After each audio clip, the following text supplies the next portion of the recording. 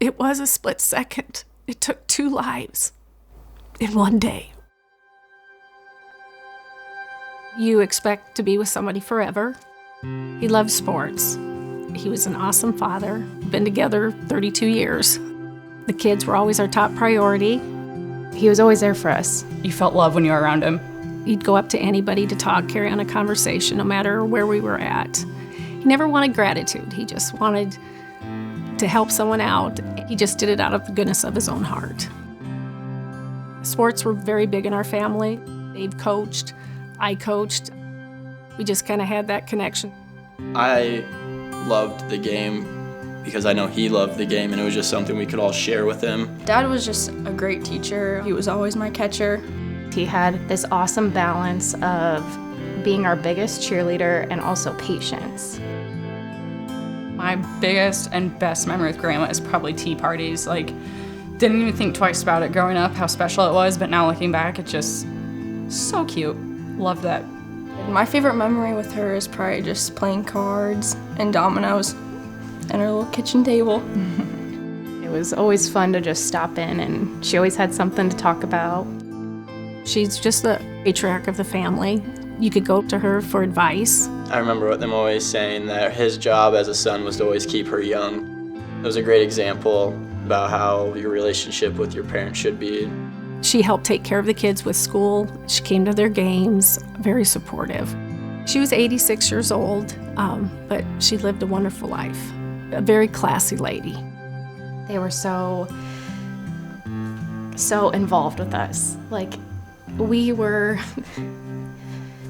their world, and so they did everything together but for us. Morgan had a track meet at Manson that night, so we, basically that morning was, well, we'll see you at the track meets. So on May 8th, I was actually at school. Dad just dropped me off. I'm just another day going to work. I was teaching. I was in my classroom, and the principal came to my door, and he said he needed to see me in the office. Dave and Velma had been in an accident. Dave was a very safe driver. And I asked what had happened, and they said someone hadn't stopped at the stop sign. Dave had gotten hit on his side of the car. I woke up to a phone call from my husband that I needed to call into work, pack my bags, and head home. At that moment, Dave was still alive, and they'd come in and they said they were trying to do everything possible. Then I asked about Velma, and they were getting ready to life flight her to Des Moines. I just remember the whole way up there I kept asking, is everything all right? Are they okay? And at that time, they came in. They said, the words you never want to hear. They did everything they could, but they couldn't save him. And then the hospital had called me in the meantime and told me Dad didn't make it. And I just remember I was yelling at the guy on the phone, just saying no, you got the wrong person, that's not me. You're at a loss. You don't know where to begin. But I know I repeatedly just said, I need you. But there's nothing I could do, because I know he was gone. There wasn't a scratch on him. He just looked like he was sleeping. I remember walking into the hospital, and it was like everything was slow motion. I had a gut feeling. I think we all did. And I walked into the room, and my mom and my little sister are sitting there, and the only thing I really remember is my mom saying that Dad didn't make it.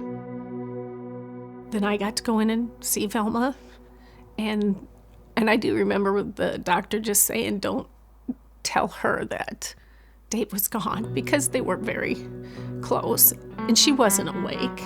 But I do believe that they can hear you, and so I just went in and I talked to her before they took her.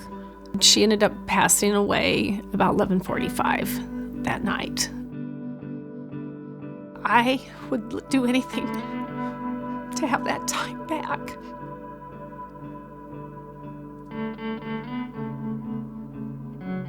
Because I never thought this would happen to my family. It was a split second. It took 2 lives in one day. I never thought I'd lose my husband. I never thought I'd lose my mother-in-law to somebody texting. Was that text message that important? Because our hearts have been broken. Definitely tell my dad that he should be very proud of the woman he married. By far the strongest woman I've ever met and probably will ever meet.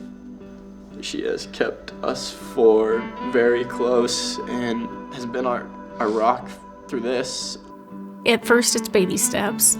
You've got 4 kids, and depending on you to step up, besides losing him, my husband, my friend. That split second changed our world for the rest of our lives. I have no idea what my kids are going through. Even though I lost my husband, they've lost their dad. Graduating high school, it was weird looking out into the crowd, not seeing your dad. Renee not having her dad walk her down the aisle 6 months after the accident. That broke my heart. My nieces and nephew would have a grandpa. Dave would have been right down the floor playing with those grandkids. You know, he loved kids. He'd always, even in church, you'd catch him, he'd be making faces at the little kids and stuff, playing tractors in the stands at a basketball game. We're doing a very good job remembering them, and I think they'd be very proud. But I just wish we could tell them in person. Those are the good memories, too, that help you get through. The impact that he had on the kids. Classmates of the kids saying, you know, Dave was at every game. He was always there to support us. But all that was taken away in one split second that somebody wasn't paying attention. I never thought this ever would happen to us. And it did. And it can happen to anyone else. And I don't want to see anyone go through it. Almost has to hit home for people to change. There's nothing that's worth it.